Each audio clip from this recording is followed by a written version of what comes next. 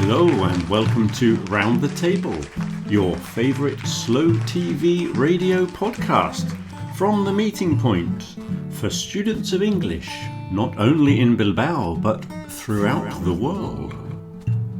And especially a big welcome to our new subscribers that joined us last week. And if you haven't subscribed, please press the little subscribe button down below and don't forget to share it with all your friends. Coming up in this program, we have some quite interesting facts about writing.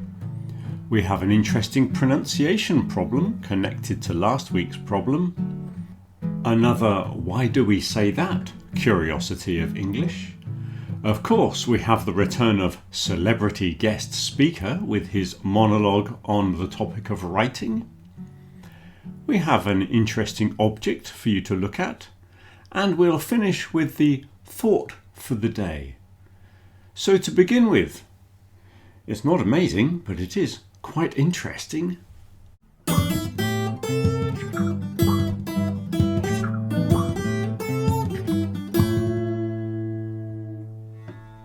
And here are some interesting facts about writing. We have been writing for about 5,000 years. Which is fairly modern considering we invented speaking maybe 2 million years ago, or at least 500,000 years ago, because nobody really knows when we invented speaking. But of course, writing, we have a much more specific date. It goes back to the cuneiform script of Mesopotamia, which is about 5,200 years ago. And then, of course, you had the Egyptian hieroglyphs, followed by the Chinese script, and then the more recent one was the Mayan script from Mesoamerica, which was around 300 BCE, before Christian era. So, writing has been invented a few times in the history of humankind. Generally, it's when our civilizations get to a certain size and we need some way of recording transactions and who owns what and that kind of thing.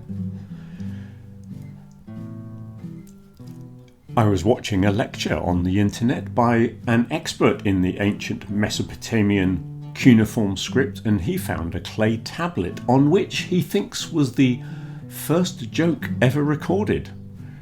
And I'm sure you'd like to know what it said. A mosquito landed on the back of an elephant and said, "Am I too heavy for you?" Well, that's an ancient Mesopotamian joke. Maybe you don't find it very funny, but it's very old. That's the important thing. I've been looking into the first grammar books, and of course people were speaking a long time before grammar books were invented.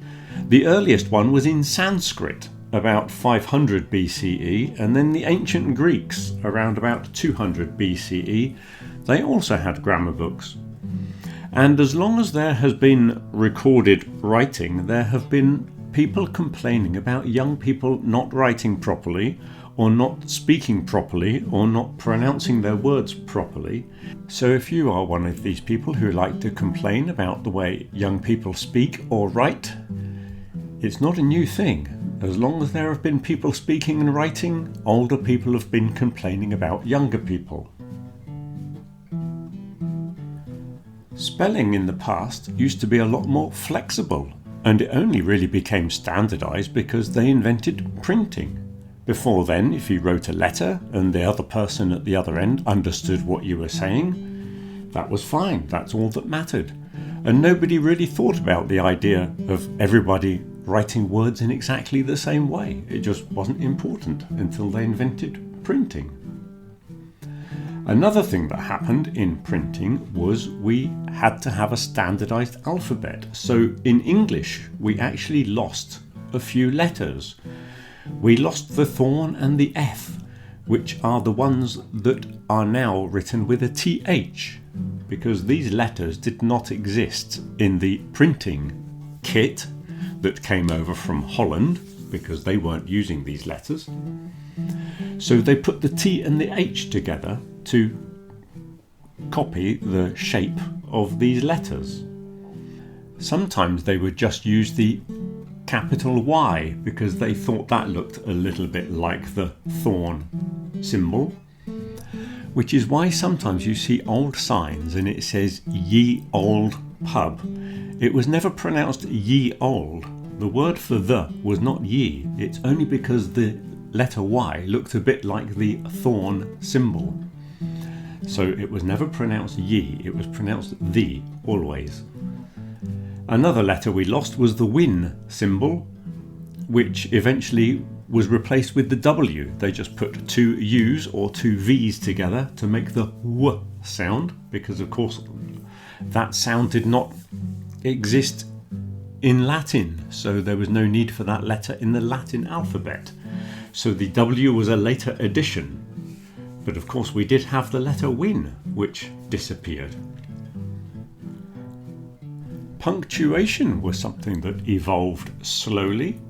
Originally there was just the written word, and it was very difficult to see where one word finished and the next word began, or where the end of the sentence was.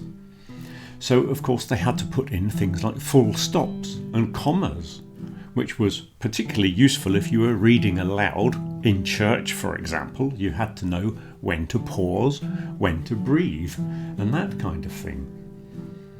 And then things like question marks came in, and you've often wondered what that question mark really symbolises. Well, apparently in Latin the word quaestio, meaning question, got abbreviated to just a Q and an O.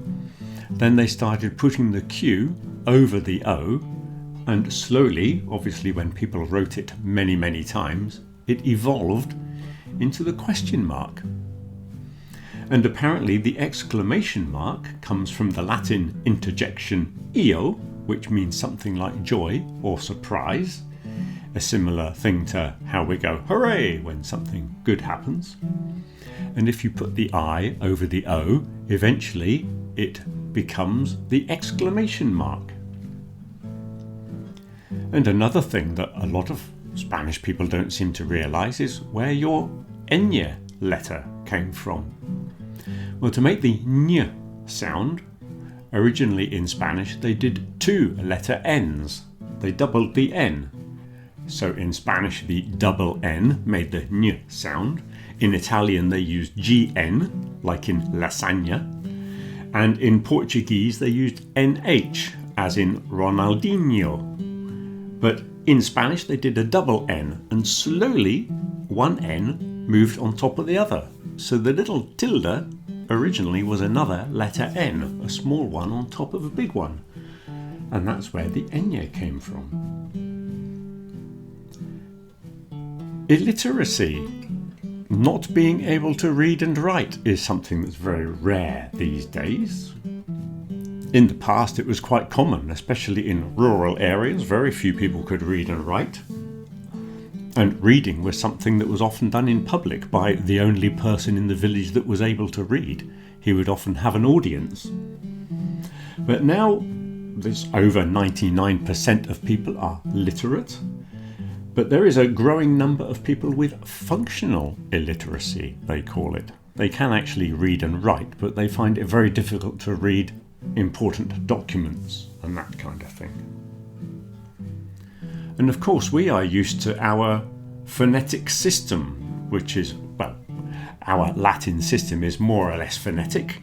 It's phonetic if you're writing Latin, at least, but it doesn't really have enough symbols for all the languages that use it. Hence the invention of the ñ in Spanish, and in Scandinavian countries you get the O with a diagonal line through it and things like that. So some countries have extra letters. And of course in countries like China they have a logographic system. And if you have a logographic system, the symbol represents the idea, and if you think about it, the word can change quite a lot over time because there's nothing in the symbol to tell you how to say it. If we write the word dog, everybody in Europe can read the word dog. They might not know what it means, but they can more or less get the pronunciation of the word. In logographic systems, the symbol represents the idea. The way you actually say it can change quite a lot, especially in a very big country like China. From one side of the country to the other, the pronunciation can be quite different. And also, when it's passed down through generations, the pronunciation can change. And apparently, if Confucius came back to the modern times, he would find it very difficult to converse with people. He could, however, write down what he wanted to say, and anybody could read it because the symbols have not changed, but the pronunciation has. And he could open a modern newspaper and read it, but he couldn't actually converse with people, which is an interesting concept. So I found a few Chinese symbols here that might be interesting. This symbol, well, these two symbols here are shui sheng. I hope my pronunciation is correct, but you're not here to learn Chinese, but I thought this was interesting. Shui sheng. This is the word for student, and the first part means to study, shui, and sheng means person. So student is actually a study person. And this pair of symbols here means computer. The first one means electricity, the second one means brain. So the Chinese word for computer actually translates as electricity brain. So there you go. There's some interesting things for you on the topic of writing.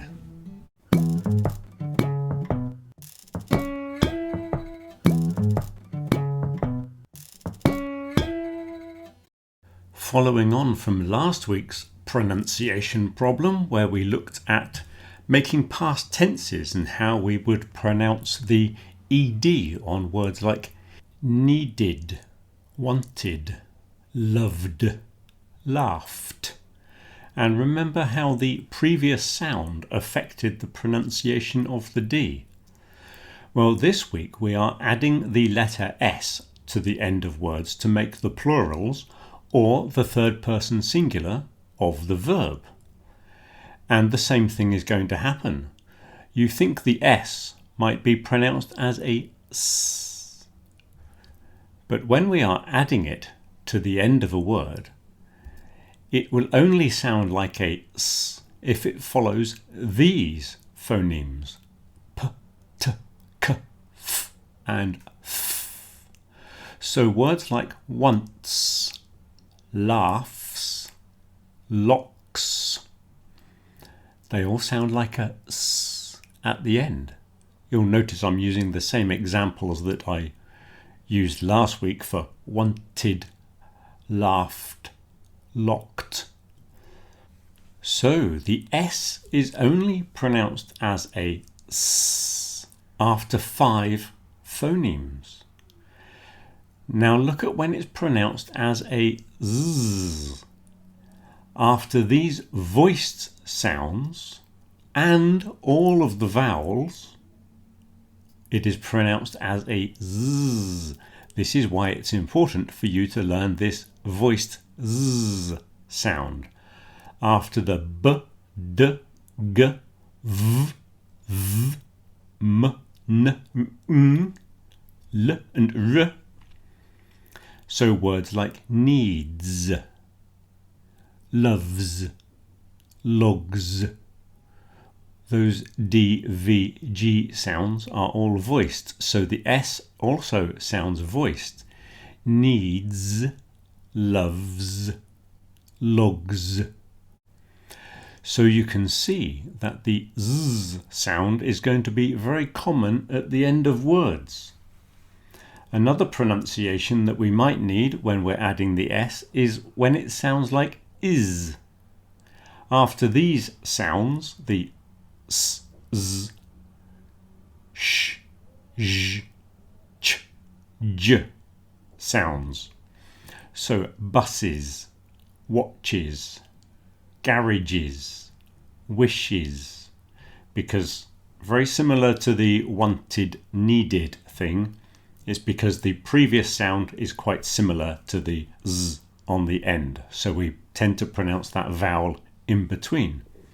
So that is why it's very important for you to practice your S, Z sounds, because when we add the S on the end, it's probably, most commonly, going to be a Z, quite commonly is, and sometimes, but not very often, S. That's your pronunciation problem for this week.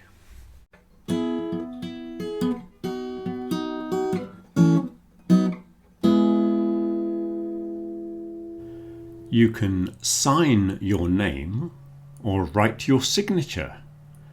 I suppose you could sign your signature, but sign is pronounced sign with a silent G, but signature, you hear the G.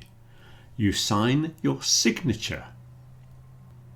Sometimes you might hear somebody from the United States tell you to put your John Hancock.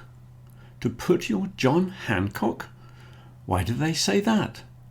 Well, if you look at this copy of the Declaration of Independence, you can see there is quite a prominent signature. It seems that John Hancock didn't realize that other people needed to sign this document. But there you go, a very impressive signature from Mr. John Hancock. And now I think it's time for Celebrity Guest Speaker.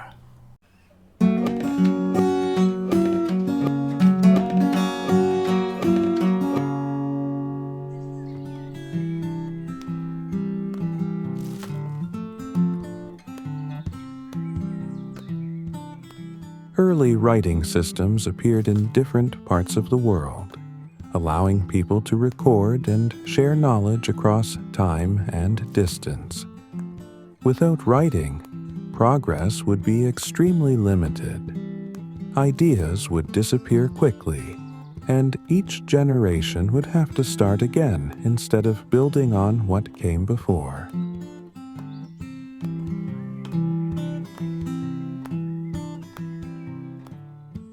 Over time, various writing systems developed to suit different languages and cultures.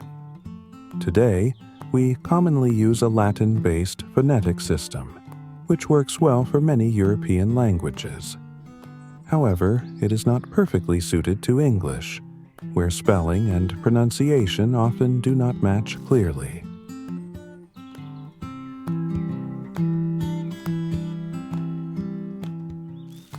In the past, learning to write well required significant time and effort. Handwriting was often seen as a sign of education and social class. Older generations sometimes take pride in their neat, careful writing, while also expressing concern that younger people rely too heavily on digital communication.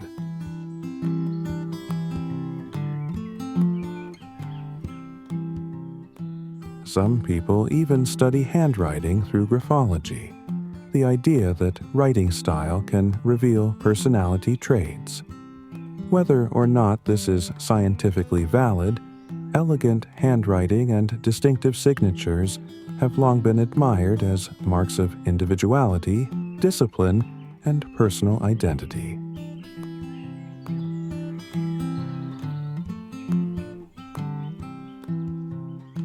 Writing continues to serve many everyday purposes.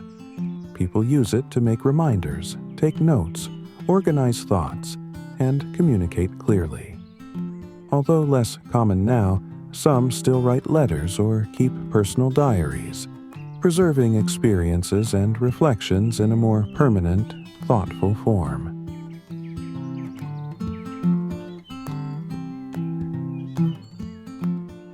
There are also creative advantages to writing. You do not need to write a novel to benefit from it. Even small pieces of writing can help clarify ideas or express emotions. While computers make writing easier to edit and organize, creating longer works still requires patience and dedication.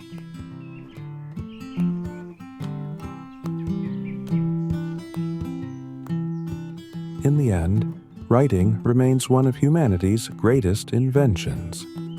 It connects past, present, and future, allowing knowledge, creativity, and experience to be shared. Despite technological changes, its importance continues, shaping how we think, learn, and communicate every day.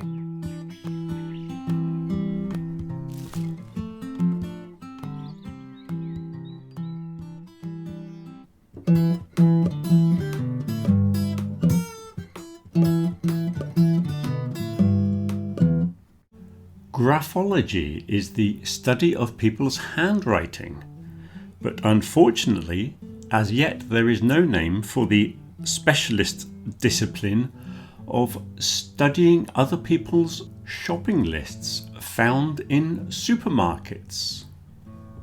Here we see a collection of such shopping lists.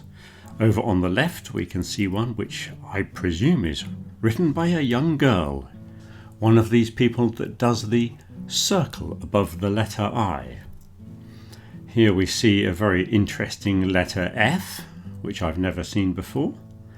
Here we have a shopping list belonging to someone who intends to visit several supermarkets. He's getting his custard pies in Lidl and something else in Aldi.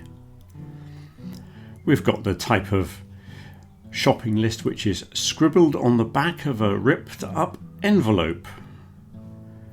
Here we have another one which I think must be from around Christmas time. We've got turkey there and various other Christmas related produce.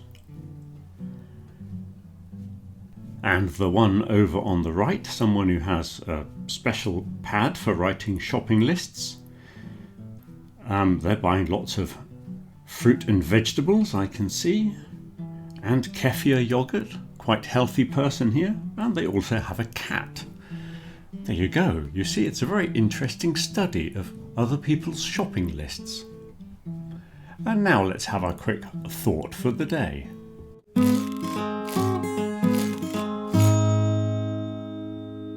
This week we were discussing literacy, the ability to read and write, and we always presume that these two things go together. And we wondered if there are people who can read who cannot write. And what about these monks in the monasteries? They were called scribes, the ones that copied religious texts. Did they know what they were writing? Because if you think about it, most of what they were writing would be in Latin. Did they actually speak Latin?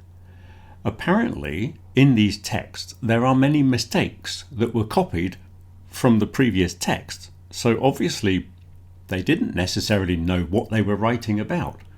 So the question is, were they literate? They were obviously able to do calligraphy. Their handwriting was very good. But is that literacy if they are just copying things? I'm not sure if it is or not. It's a thought anyway. And I'll leave you with that little idea to ponder this weekend.